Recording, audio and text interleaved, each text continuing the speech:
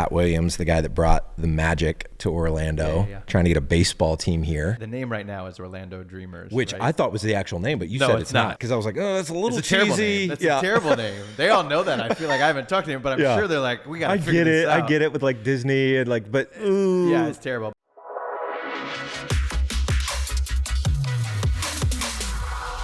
Today we're talking about the possibility of Major League Baseball coming to Orlando, but before we get into that, let's talk headlines from around the world of Orlando business. A new indoor sports complex could bring in the big bucks for Seminole County. A new study from a Chicago real estate advisory firm shed new light on the expected financial impact of the project. Standing out in their findings is the projected $1.5 billion that the project will bring in net new spending in the county. If their analysis pans out, this would add to the significant boom that the sports tourism industry is already contributing to local business, especially in the restaurant, hotel, and entertainment space.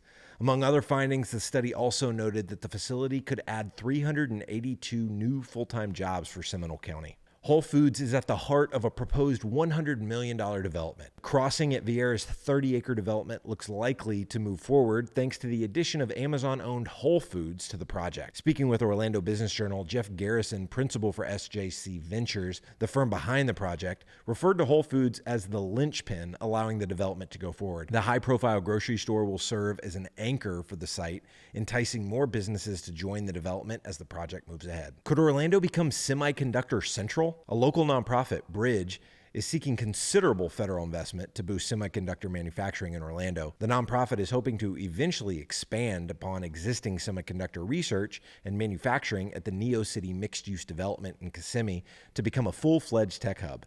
Investment from a $52 billion federal fund stemming from the CHIPS and Science Act could be the first step toward making that dream a reality. If Bridge succeeds, it could be a major boon for Orlando, as it would add plenty of high-paying jobs to its economy and likely draw more investment from other companies in the industry. That's it for headlines, and before we get into our story of the day, this episode is brought to you by my next entrepreneurial adventure, Out of Office Orlando, a co-working content studio where you can create content, connect with other local professionals, take a dip in our lazy river, or get a lap in on our outdoor electric go-kart track. It's like a country club where you can be productive, and I really think you're going to love it. If you're interested in learning more, shoot me an email at james@sweetfishmedia.com or send me a DM on LinkedIn, whatever tickles your fancy. All right, now let's get into our story of the day.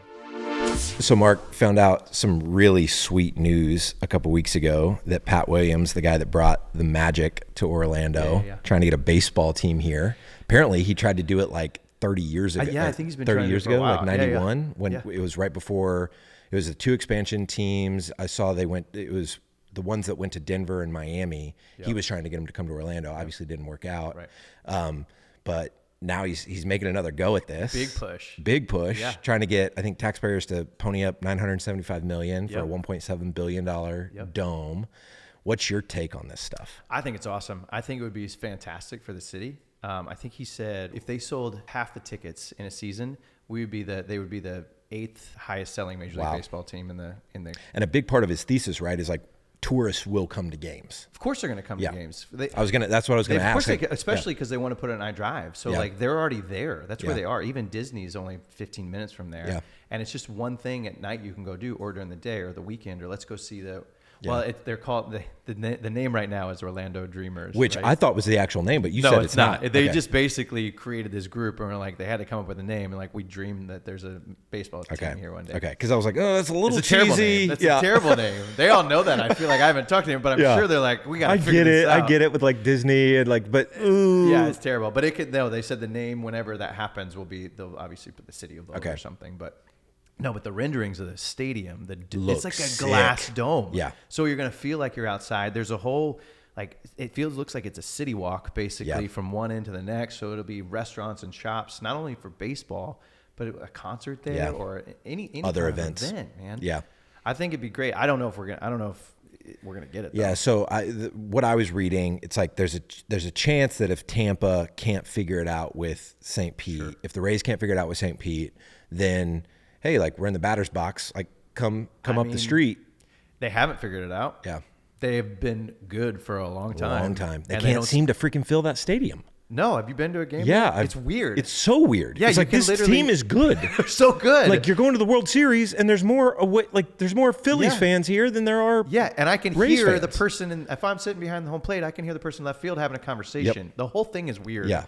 So that's a lot. I don't enjoy the game. I enjoy watching baseball, but I don't enjoy going to a game there. So they have to figure that out, and they haven't yet. They're not going to get any better. Yeah. They're already at the top of in the hardest division. Yeah. So they need to figure out either build a stadium near where the Bucks play or bring them here. Yeah.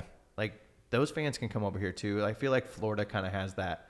We're fans of it. I mean, we have rivalries going on, but we all kind of take ownership of all college teams, sports teams. You know what I mean? Yep. So I would love to have them here. So when you think about tourists coming, and we've already got do the Braves still play their spring ball here? No. When did that change? I think it was before COVID. Okay. A few years ago, they went somewhere else in Florida. They go so it's still in Florida. Yep. They didn't go to Phoenix. Right. Was that drawing a lot of tourists? I think it It was. was out by I think when Disney. people were on property and they were staying there, they would pitch like come to a spring training game. Yeah. But I don't think it wasn't a hot ticket. I But think you it was think that because it's going to be on iDrive, just north of SeaWorld. Well, it's not just Disney. Like I feel like the Disney would push Braves, but nobody else in Orlando would push go see spring training. Yeah. This would actually be the city could own it, just like the Magic, right? Yeah. Like come see our local team, but also it's gonna feel like a theme park. Yeah. Because that's what we are, right? Yeah. So I think tourists would go to there's gonna be 81 games a year, right? So that's a lot of opportunity to go see a game. They're gonna have a Universal store there. They're gonna have a Disney store there. They're gonna have all the stuff there. Do you think from a corporate? I read that they obviously have to have the backing of the government. They've got to have some corporate sponsors. Yep. They've got to get taxpayers, involved. From a corporate sponsorship standpoint, Disney's obviously, got involved in the Magic. Do you see there being any hesitance, especially with what's going on with Disney lately? Seem to be a little bit of pulling back. Do you think it's a no-brainer for Disney to be a corporate sponsor? Comcast I think to with be the timeline-wise, they're pulling back right now, but it's such an up-and-down situation over there that by the time this was even really come to fruition, I think it's going to be an easy play. Yeah. The economy would be fine. I would think if they're going to build that out, they're going to see opportunity. Think about how many eyeballs are going to be on that thing. Yeah. Just driving by it. Yeah. It's going to be beautiful. Just driving by it. It's like a huge. It's going to be bigger than the Ferris wheel, right? Yeah.